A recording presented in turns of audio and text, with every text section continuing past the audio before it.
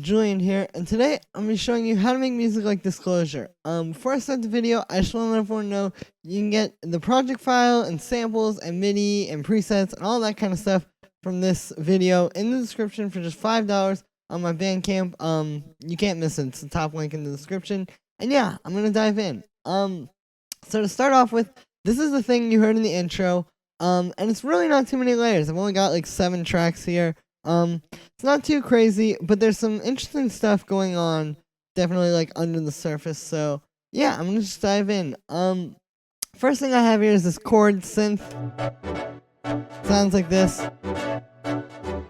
And I'm gonna talk about the chords first. So as you can see, these aren't exactly regular chords. I have a lot of different interesting kind of chord voicings going on here.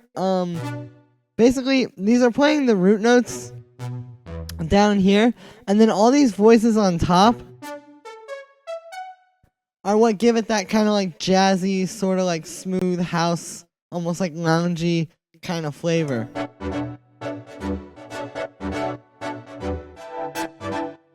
But these kind of chords are very important for this, because if these were just regular like triads or even like just major 7th or minor 7th chords, they wouldn't have quite that same feel to them. It wouldn't have like the same, like I said, like just smooth kind of jazzy house feel.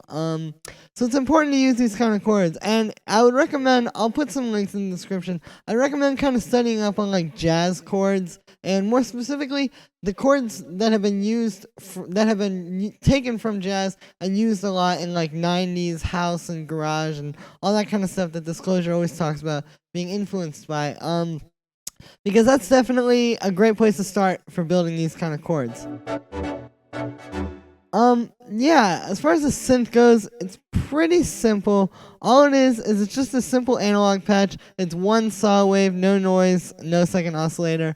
I have the filter on, which, as you can see, there's a little bit of automation on the frequency, which I'll speak about in a second. But I have this envelope going. It's up like that much, and it's got a little bit of attack. So you get that kind of like whoop, and then the sustain is all the way down, and there's just a little bit of decay. Again, I just wanted like a little sort of like, just something short and tight like that to play these chords. The amp envelope is set really similarly. And then as far as this tab goes, I do have the vibrato on,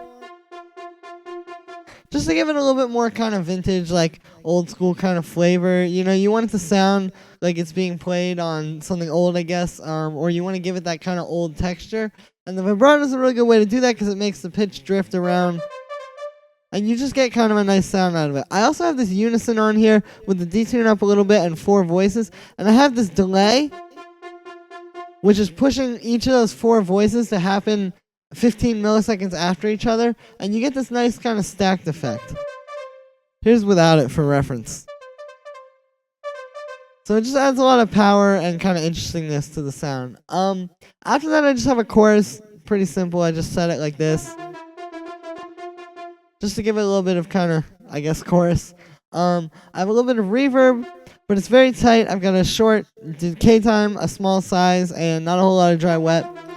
This is just giving it a little bit of space. I have the Haas effect, which I will describe briefly, because I hear it a lot in Disclosure's music. They're very good at working with like the stereo field and stuff like this. So what the Haas effect is essentially you split the sound into the left and the right channel, and then you delay one of them forward slightly. In this case, I did it by 10 milliseconds. And what you get when you do that is this big, wide stereo image, because it's 2 of the sound that you're hearing, but because they're happening so close to each other, it sounds like one very wide thing. And the way you do this is essentially, you can do it a lot of different ways in Ableton, but the way I usually do it is you make a little audio effect rack, make 2 chains, and I pan one completely to the left, one completely to the right.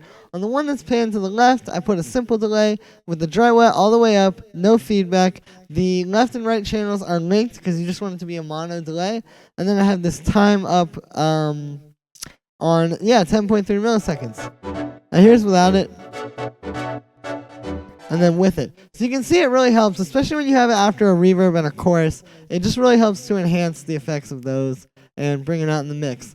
After that, I have a saturator with the a bit warmer preset.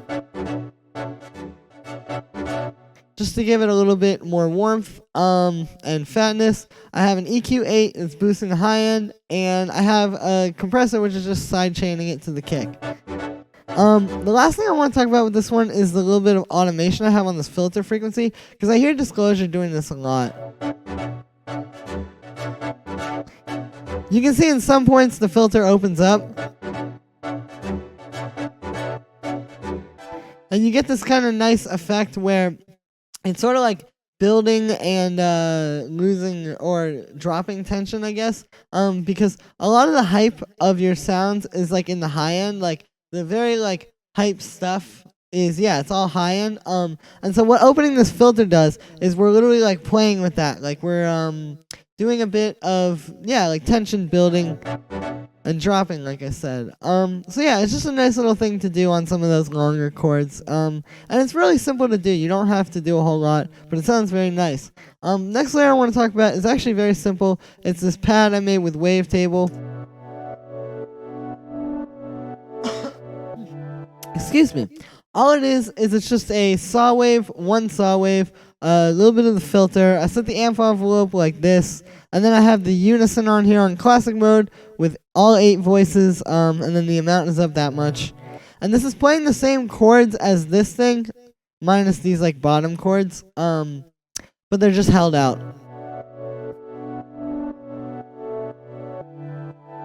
And then as far as effects goes on that, I just have it a bit warmer, again, just to give it a little bit of like grittiness and fatten it up a little bit, and then I have it sidechained to the kick. This layer is pretty essential. If you listen to the whole mix with it and then without it, it still works without it, but having it kind of makes it feel a little bit more full-bodied. It might be a little bit too crowded with that, but overall I think it's pretty solid. Next layer I'll talk about is the bass. So the bass, I'll talk about the notes first. As you can see, let me move this here so I can do this thing where you can see what I'm doing. Okay, so if you see, the bass isn't playing the same notes at the same time as the chords. This is the chord MIDI, these gray ones, and then this is the bass MIDI. I'll solo them together. It is following the same chord progression though, but what happens when you do these like notes sort of bouncing off of each other is you just get this nice, really bouncy kind of like, yeah, just very bouncy house feel. And the bass line really jumps. And it doesn't blend in as much with the chords, which can be an issue sometimes. So definitely it's important to write a new bass line and not just like copy these bouncy chords to the bass and then take off the top notes. As far as the sound goes, it's a pretty simple Disclosure kind of bass. They use this sound a lot though. It's very simple. It's literally just a square wave. I did it in an operator. You can do it in like a multitude of different synths. But I did it in an operator. It's just a square wave. And then I just have a filter with an envelope. And it's just doing like that. As far as effects go, I just have a chorus on there. Because I hear this a lot. When they do these kind of basses, they make them pretty wide and stereo. And so a chorus is a good way to do that. And then I have it sidechained to the kick, just like the other synths. You know, nothing really too crazy. It's more about the notes, really, and just making them bounce with the chords. As far as the drums go, it's 3 kind of main things I have here. Pretty simple. The first one is this hi-hat sort of layer. What I've done is I've taken a drum rack and put all my hi-hats and then this little rim shot into one. And I don't usually use drum racks. If you know my videos, you know I'm not really a huge fan of them for like using them on all of your drums, but I do like putting like all your percussion into one, because it's kind of just a nice way to group them all together. And since they're all in a similar range frequency wise and like with how loud they have to be, it works because you can just control the volume with this thing and not have to worry about it too much. But yeah, I just have this simple pattern. I mean, it's just some hi-hats and a rim shot. Really nothing too crazy. These rim shots are pretty important though. I know they use this sound a lot, the 909 and the 808 rim shots. So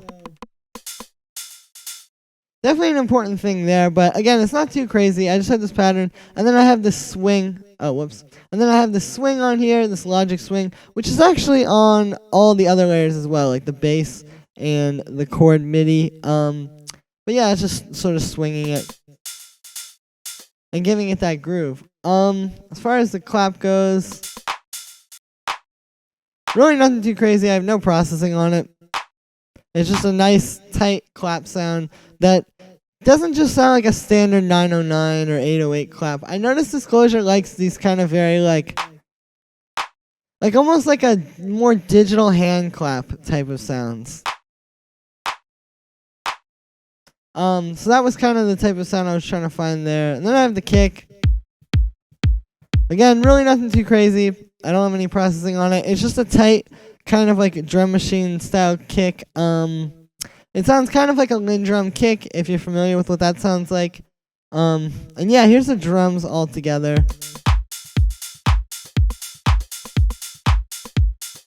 So, pretty simple there. And then the last thing I want to talk about. Okay, sorry about that, guys. But yeah, last thing I want to talk about is excuse me, my grammar is terrible today. These vocal chops.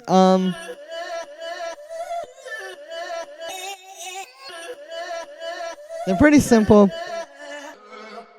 I just took all these different pieces of this one like little free use acapella I had found, and I just kind of chopped it up in this rhythmic way. What's nice is that since these chords are so like bouncy and 16th note E, having these vocal chops be more like based around quarter notes and eighth notes really helps to ground it. And yeah, really nothing too crazy there. You just really need to find like these kind of old housey acapellas, and you should be fine. As far as processing goes, I just have a tight little reverb on there with a little bit of dry wet, and not too much decay time. I have the Haas effect on there again, and then I have it sidechained to the kick. So yeah, that's really it. I mean, it's just really a matter of using like the nice kind of like simple synth sounds, but with really cool MIDI programming that like sort of it's just very bouncy and yeah, and very I guess I'm struggling for words here, but definitely like these very bouncy MIDI files are kind of the key here, I think, because again, the synths are very simple. They're just sort of like old school kind of synth sounds that can be really made in any synth. I mean, I did it all with just Ableton stuff. But yeah, it's just a lot about it's just a lot about the chords that you're playing and the notes that you're playing with them. So that's going to be it for today, guys. Make sure to let me know what you think in the comments. Make sure to like this video and subscribe and potentially even share if it really helps you out. Yeah, I'll see you guys again tomorrow for another tutorial.